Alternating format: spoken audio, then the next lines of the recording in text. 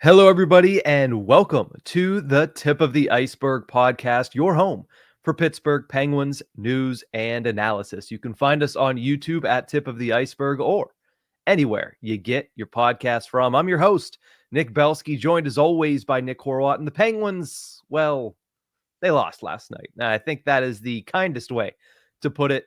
That's the type of loss that might institute some change. Will we see it? What could we see going forward after a 7-1 debacle on home ice to the Dallas Stars? That's how we'll kick things off. But also, the organization is reportedly concerned with one of their star players. Find out who and what could potentially come of it in the coming weeks. Also, Sam Poulin is the first call-up this season for the Pittsburgh Penguins. What can he do to stick in the NHL lineup?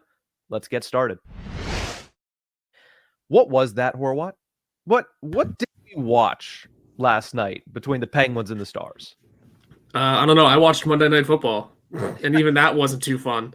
No, that was an abomination. That, like you mentioned, it was the type of game that spurs change, that brings upon some teeth pulling and some just adjustments and so many things, except will it happen here?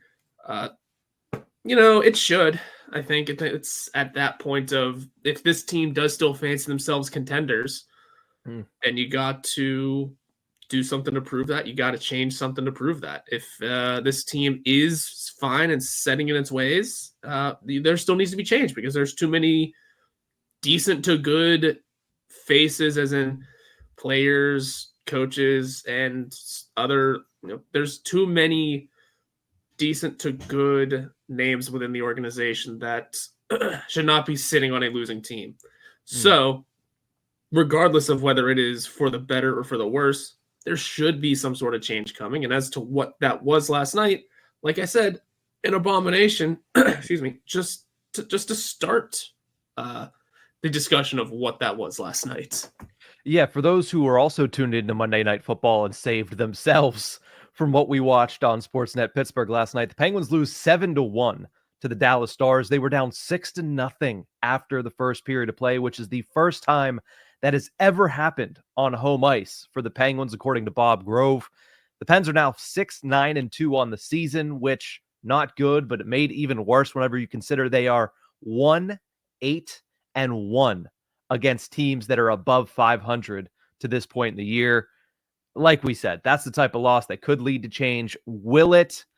I mean, it still feels like Mike Sullivan is pretty safe, but I will say he seems to be reacting as if he's feeling a little bit of that pressure, because he's been pretty prickly over the last week. I mean, you could go back to when he was calling out certain players after the Carolina Hurricanes game. He didn't say anybody by name, but you could tell, kind of deduce who he was talking about in that post-game presser. And just in general, it seems like he's been a little bit on edge the last couple of games. And again, you're 6-9-2 with a team that expected it to at the very least compete for a playoff spot this year. They don't look like anything close to that team, especially when you have one win in 10 tries against teams above 500. Yeah, and when you have that sort of record, that's not good. And not only is he getting prickly when referring to players, his press conference after that loss last night seemed very, I don't want to say unorthodox, but it seemed he had the reactions of a coach that just lost in overtime in a close game, right? Yeah. It was very much accepting of what's happening. It was very much, and what was the line he said? That he's not angry or not disappointed or whatever he said. He's looking forward to making the team better and improve and making improvements and adjustments. That's, I mean, first of all, that's not what any of the questions are looking for you to say. That's not what anyone that is asking you is looking for you to, like, everyone in that room is looking for the quote. And I mean, they got one for sure, but it wasn't necessarily one that,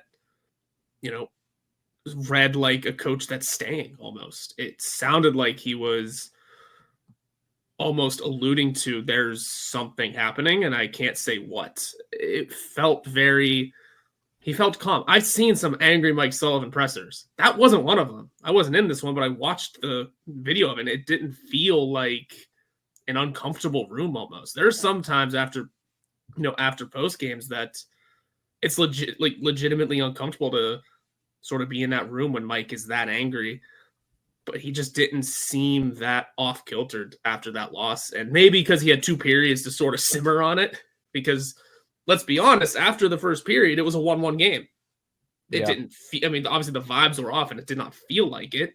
But maybe he had 2 periods to sort of simmer off that heat. But I mean, there was definitely there's definitely the vibe of something, whether it is him or something in the lineup, needs to be changed and needs to be changed quickly.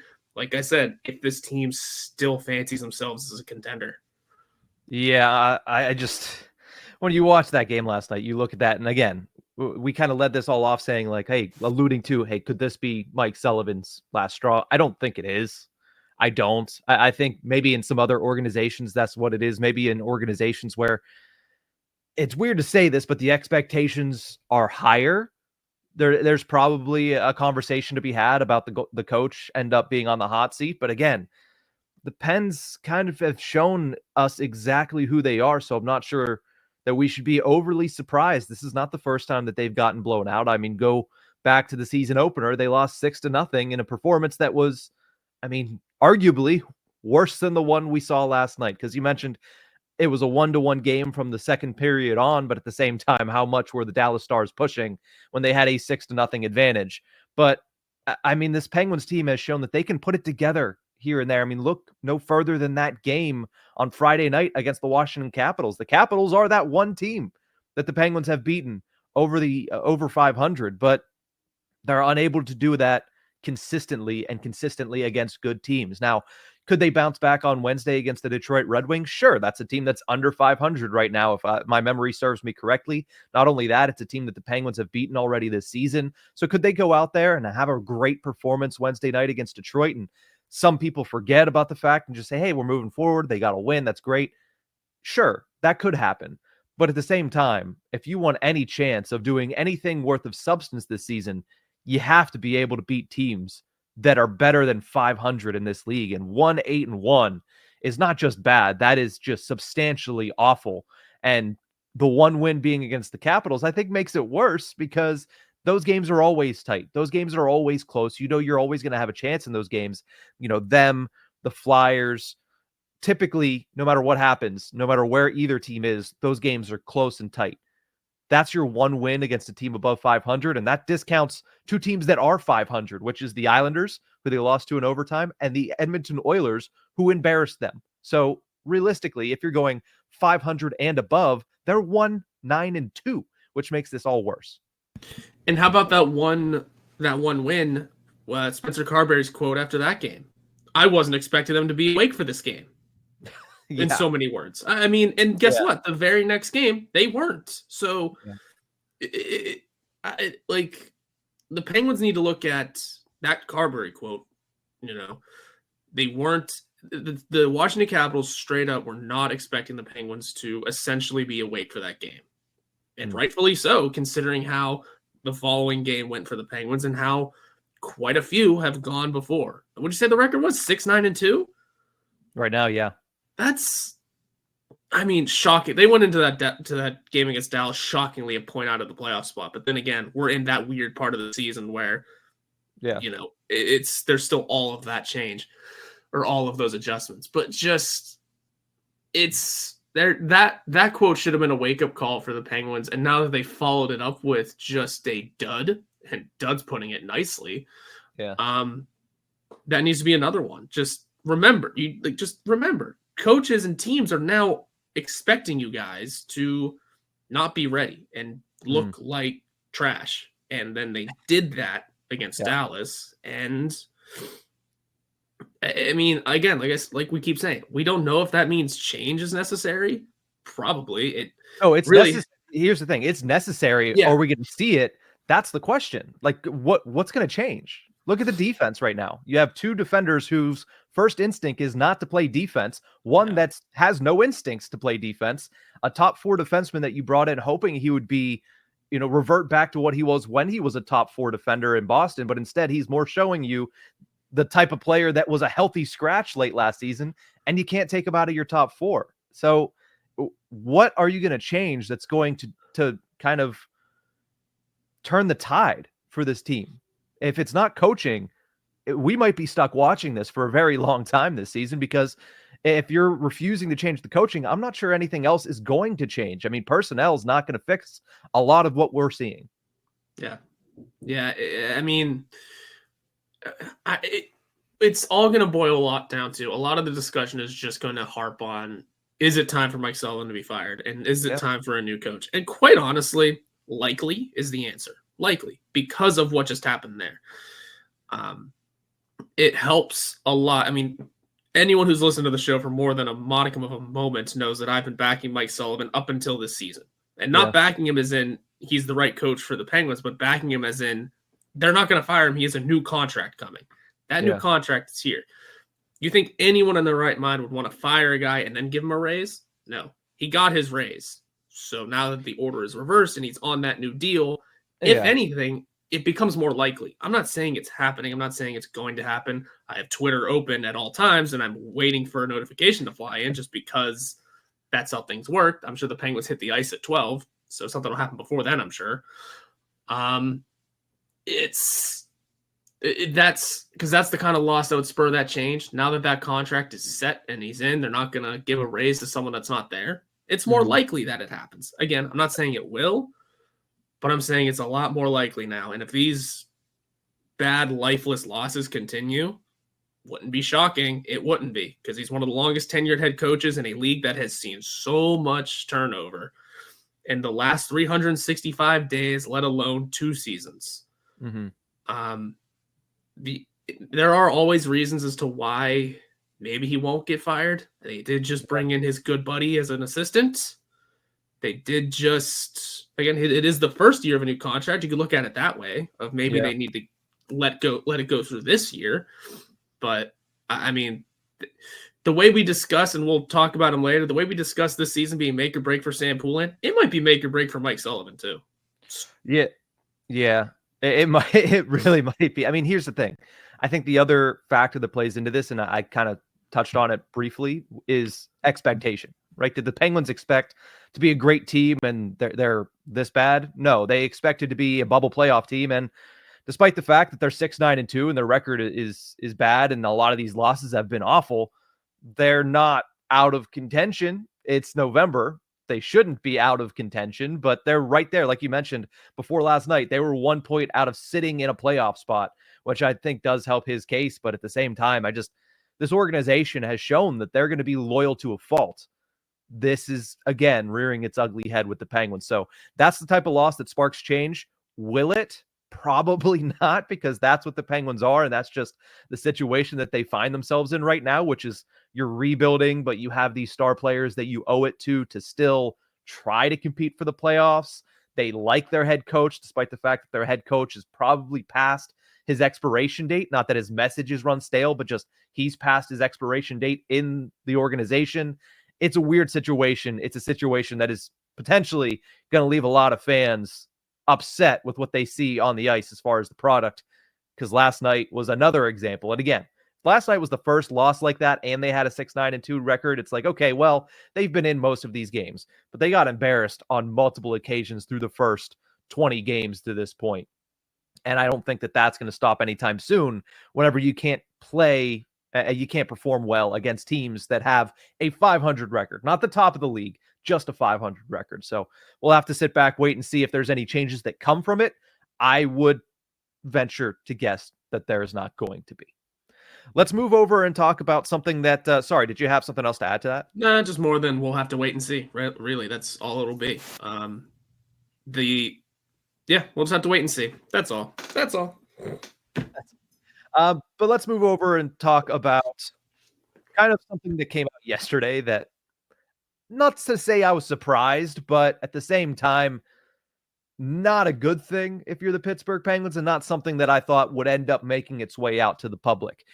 Erik Karlsson hasn't been the best this season. And again, I think that's putting it lightly. That's how we're starting a lot of these conversations, because I know it's going to go down a dark, deep rabbit hole. So let's start it lightly. He hasn't been at his best. Per natural stat trick, has 3.2 expected goals against per 60, which is 12th on the Penguins out of 18 skaters.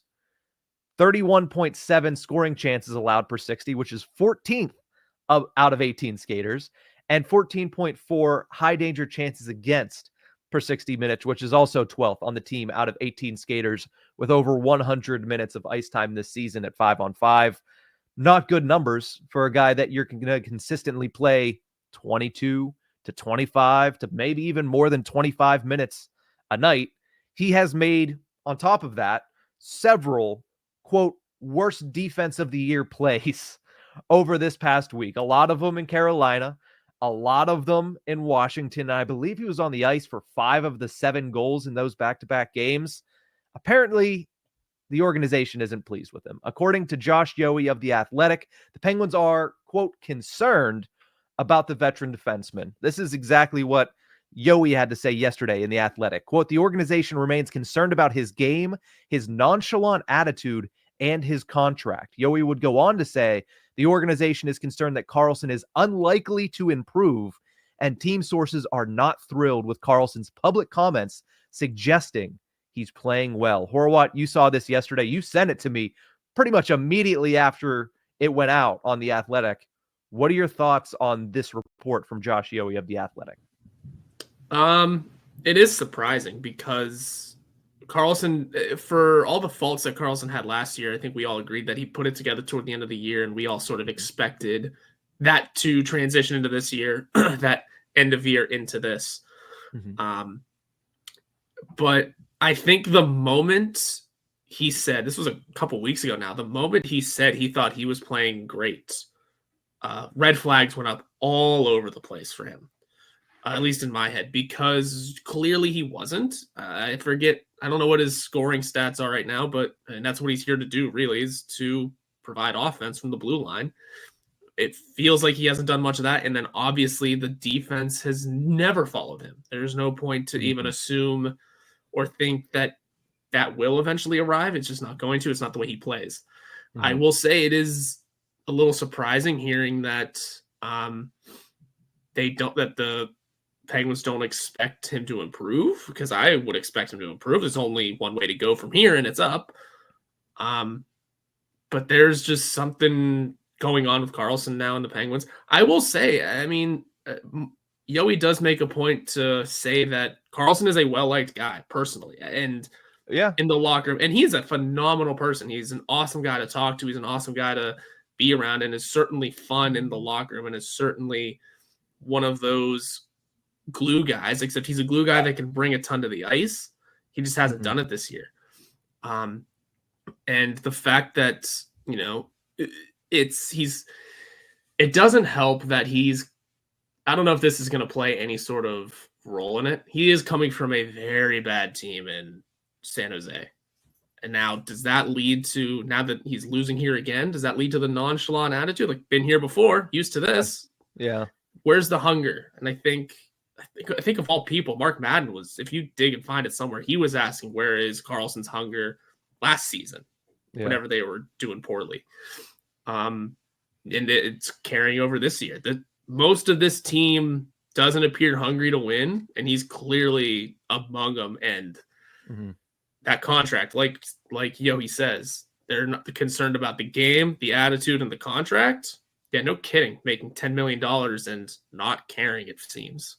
Yeah, well, I don't give the Penguins any grace for that, because they knew what the contract was, right? They traded for the contract. So, they're not happy about the contract. I think that goes in accordance with his game, right? You're hoping that he performs up to that contract, and he hasn't since he came to Pittsburgh. He had a bad year last year. This year, you mentioned the counting stats. He has 10 points in 17 games, but only 2 goals. And that goal on Friday against Washington was his first in 14 games. So he's not doing enough offensively to make up for the fact that he's not there defensively. He isn't. And Yohe does a good job in that article. I suggest you go read it if you have a subscription to The Athletic, of pointing out exactly where his biggest deficiency is on the defensive side. We're not giving away that entire article because that's just rude. So if you want to know what that is, go check out the article because Yoey does a good job of illustrating that. But that's always going to be the question with Erik Karlsson is he doing enough offensively that you can kind of live with the fact that he's not going to do well in the defensive zone and he's going to give up opportunities. He hasn't done that this season. And winning usually cures all. It did last year, right? He performed a little bit better. It seemed like he was more engaged later in the season. Why? Because the Penguins were winning and they were pushing for a playoff spot. The way that it's gone so far this season, and it's a long year, they are, 17 games into this season. So there's plenty of time left to potentially get on to stretches where it could turn everything around. But I just don't see it happening right now. I need to be proven by them to feel like it's going to happen. And right now, the way that they've performed, again, I keep going back to the stat, 1-8-1 against teams above 500. If you can't win against those teams, there's nothing in me that thinks that you're going to turn this around and winning is going to be the cure to it all. And it's not like this is football where you can look ahead at the games you have remaining and start seeing who's 500 and who's under and maybe kind of gauge where you're going to go from there. No, you play every team in the league. Yeah. Everyone's going to be over 500. There's going to be a ton of teams over 500, a ton of teams under, but it's a matter of how many times. There's a ton of good teams in the East, a ton. Mm-hmm. It's not going to be easy. And that at some point, that record thing of beating 500 teams is going to go out the door just because at some point, every team's going to figure out who they are and they're going to just be a team that is better than the Penguins. Yeah. Now, this leads to a question that, again, it might be similar to the Mike Sullivan question of, does that put him on the hot seat? Probably not because of where the Penguins are as an organization. Do you think there's a world? Obviously, Yoey is reporting that the Penguins are concerned about Karlsson. Do you think there's a world where they try to shop him? Not that he gets traded, because I think that that's an entirely different question. But do you think there's a world where the Penguins say, all right, let's kick the tires on this? Is there any interest in Erik Karlsson in the trade market? I would have no doubt there would be interest. It's tough to say no to a 3-time Norris Trophy winner. Not when he's playing like this, because I think a lot of Penguins fans would say no to it right now. Right, but it's when you're an outside team with the cap space that can do it, maybe a growing team who needs the veteran presence in the room. Although, again, the Sharks didn't matter much for the Sharks a couple years ago. Mm-hmm. But if it would on the surface, it's tough to say no to a 3-time Norris Trophy winner and the first defenseman to hit 100 points in a single season since Brian Leetch did it in the 90s. Mm-hmm. It's tough to say no to that.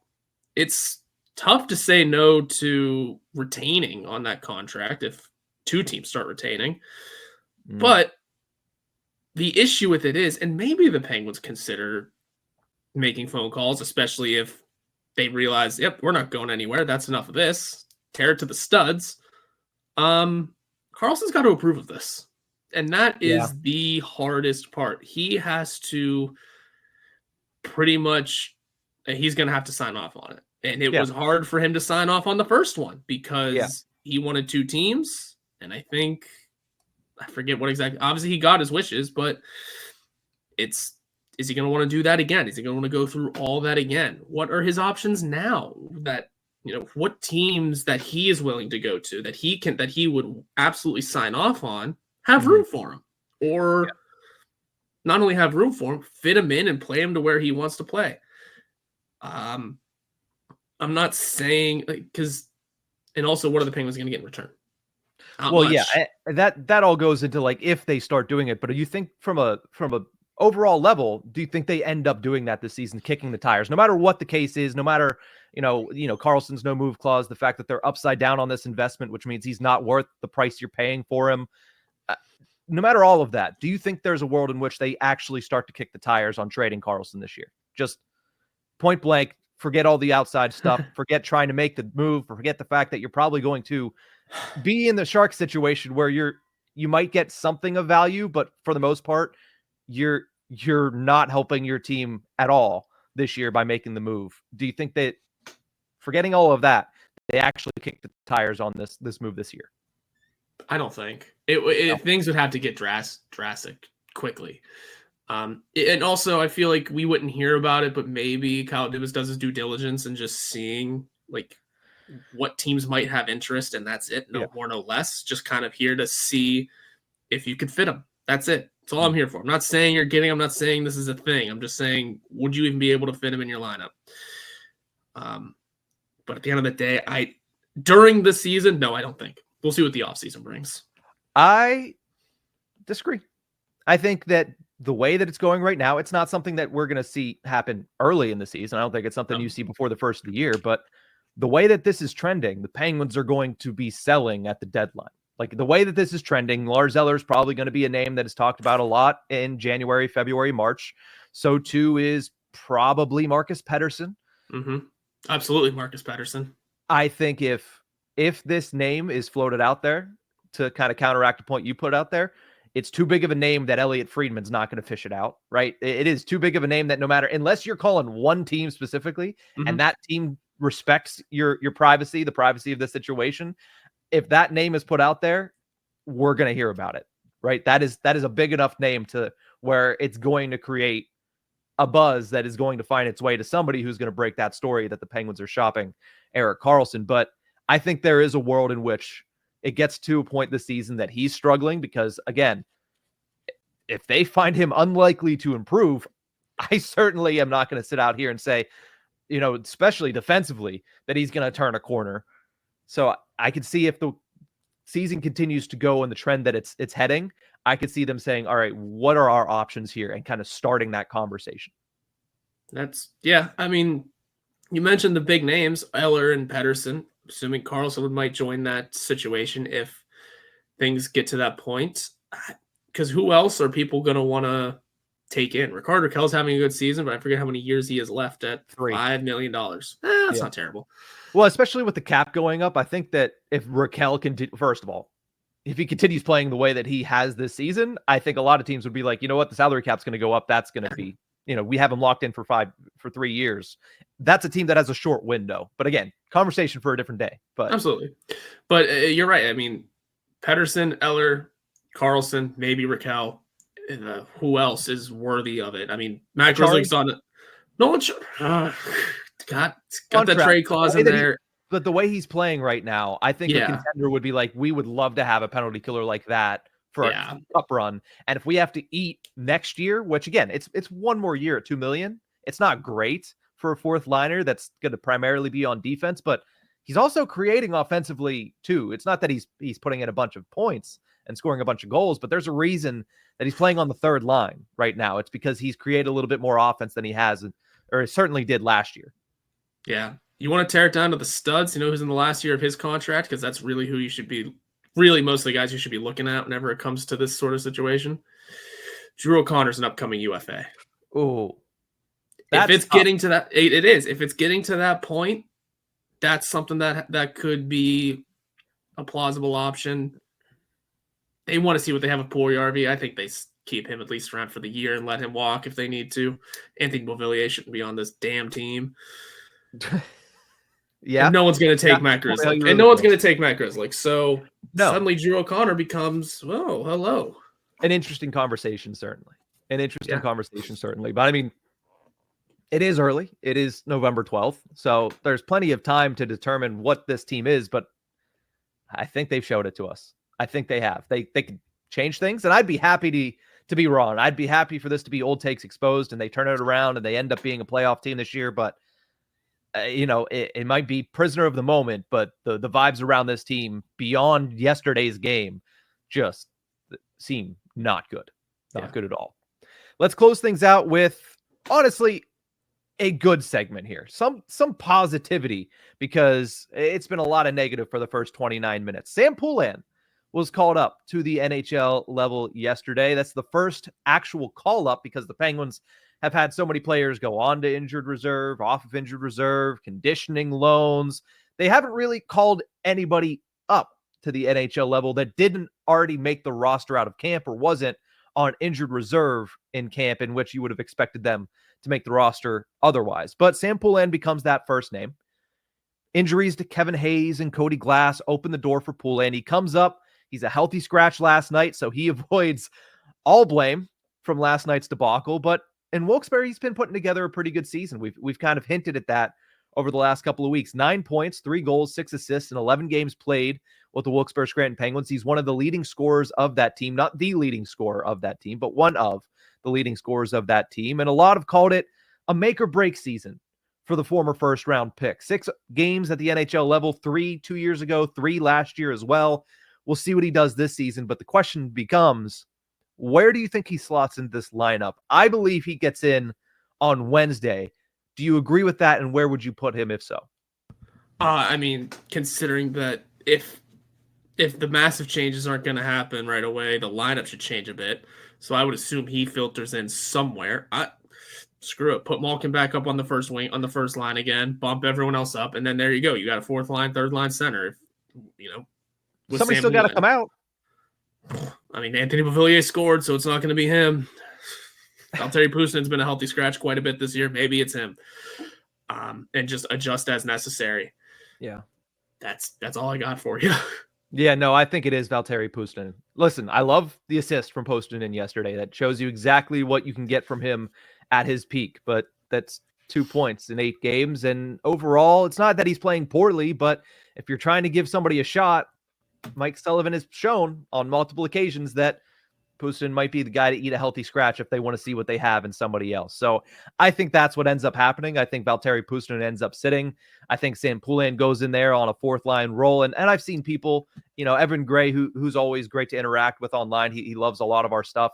Said, why does he have to go on the fourth line? Like, why doesn't he get an opportunity in the higher levels of the lineup? Because it's kind of what he is at this point of his career. Like at his peak, he's going to be a third liner until he proves otherwise. I think that a guy like Noel Acciari has proven to deserve more ice time, deserve that elevated role. Same goes for, a guy like Lars Eller if they do have Malkin, Crosby on separate lines. And also, who's on that left side? Can't remember right now. Drew O'Connor. No, not Drew O'Connor. Why can't I? Puljujärvi. Puljujärvi was on that left side. And I think he has shown reasons that he should probably stay up there over a guy like Poulin. But I think that's where he fits. What does he have to do to stick at the NHL level? Because that's what they're looking for. They're looking for guys who, when given the opportunity, prove that they deserve to stay around and get more chances as time rolls on. What does Poulin have to do? Potentially, again, he's never played more than 3 games in a season, potentially in a 3-game sample size here to be able to stick at the NHL level. Anything. You can do anything and probably make this team look better. Yeah, I don't know. I just keep looking at this lineup and trying to filter it in because I still want to see Valtteri Pustin in this lineup myself, and Anthony Beauvillier is an easy face to come out. Truly. But he hasn't. Yeah. And he keeps playing pretty well, I guess. He keeps scoring. I don't know. What was the exact question again? Just staring at our lineup, and it's just not fun. What does Sam Poulin have to do to stick at the NHL level this time? Honestly, yeah, no, my answer still stands. Pretty much anything, because there was no reason for him to come up and sit in the first place. It's that dire that, I mean, as long as he isn't a net negative, then he should be staying in the lineup. As long as he is, maybe find the back of the net a couple of times. Maybe finally start putting up some counting stats. But again, because of where he is in his development, it's essentially over. It's at this stage. He just needs to find some NHL consistency. The Penguins need to give him that chance, and he does need to earn it. Anything that proves he's not a net negative should keep him in the lineup for a consistent basis for essentially how they treated Pustin last year. Mm-hmm. Get in the lineup, show that you're not a net negative, and then everything else should follow. Pustin, I get, had production right away, but let's not forget that he did go long stretch without scoring an actual goal. Mm-hmm. It was a lot of assists. So goal scoring clearly wasn't a key for Pustin to stay in the lineup, but he stayed in there because he was proven to still be worthy of the spot. Same can go for Sam Poulin this year. He doesn't need to necessarily score goals every night, but proving that you're not going to hold the team back is exactly what he needs to do. And I mean, honestly, who's not holding the team back right now? Yeah. Yeah, I'll give a little bit more of a direct answer. He just needs to perform better than Puustinen has. He needs to just be better than Puustinen. And that's because that's point blank. That is who he's competing with for his spot on the roster. Right? It is Valtteri Puustinen. Puustinen has 2 points in 8 games. We already mentioned that, but if you look a little deeper, he's been outscored 4-1 at 5-on-5, right? His goal came on the power play. He's been outchanced 33-28. Again, he's not performing poorly, but he's also not going so well that the door isn't open for a guy like Sam Poulin to come in to show that, hey, as a bottom 6 guy who Poulin seems to kind of fit the build a little bit more of than Valtteri Puustinen, he can do more. He can provide more. He can be a little bit better in the dirty areas than Valtteri Puustinen can be. And he can continue to finish. And that's going to be the big thing because Puustinen now, if I'm remembering correctly, has 22 points in 60 games last year and this year combined. That's a point every 3 games. That's a 1 point every 3 games. And how many games does Sam Poulin typically get when he's called up? 3 games. Score a point, that puts you on that level. Everything else, if you can just perform a little bit better than Puustinen, you're going to earn an opportunity to stay. And then you just got to continue to build from there. And that's the big thing is the first thing he needs to do is get to game 4. Get to game 4 and stay in the lineup. And once you do that, just take it just game by game and continue to try to stack. For young guys like Poulin, that's what you have to do, especially in a Mike Sullivan system where right now he has a very, very quick trigger finger where if you struggle one game, you could be out. Look at Ryan Shea last week. Comes in against Carolina. Woof. Not a good game. Next game, Jack St. Ivany's back in there. And some of that might be, hey, Ryan Shea is sat for 3 weeks. We should probably get him a game. But, it's been quick trigger finger. So if you come in and get that opportunity, you just have to prove to be better than the guy that's sitting for you. And right now, that guy is going to be Puustinen. So if you're better than him, you're going to stick in the NHL lineup. Now, once Cody Glass comes back and Kevin Hayes comes back, that's a conversation to be had. But as of right now, outperform Puustinen and your job is secure. Yeah, absolutely. I mean, it shouldn't be that hard to do. Looking at some of the numbers of A, Puustinen, but B, the rest of this team, just Puustinen's in -3. There's only 2 players above in positive, by the way. 2 on this entire roster.